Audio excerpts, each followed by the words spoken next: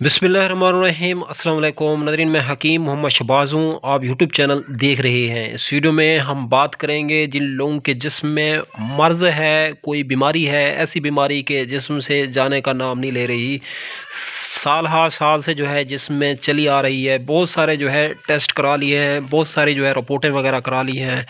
अंदरून ममालिक और बैरून ममालिक में जो है इलाज करा करा के थक चुके हैं। हार्ड कैश का इस्तेमाल किया है, डॉलर में इलाज कराया है। तो नाज़रीन, आप लोग जो है सिर्फ दो चीज़ों का इस्तेमाल करें और अपनी ग़िज़ाओं में जो है शामिल करें, तो इंशाअल्लाह अल्लाह के फ़ज़ल और करम से वो बीमारी होगी कि जिस्म से जो है ऐसा-ऐसा जाना शुरू कर देगी।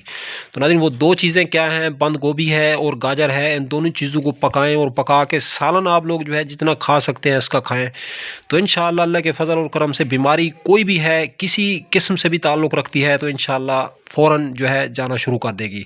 तो अब तक के लिए इतना ही। तब तक के लिए अपना भी ख्याल रखें और इस फेसबुक पेज और यूट्यूब चैनल का भी। तो दोस्तों, हम मिलेंगे किसी भी नई वीडियो के साथ।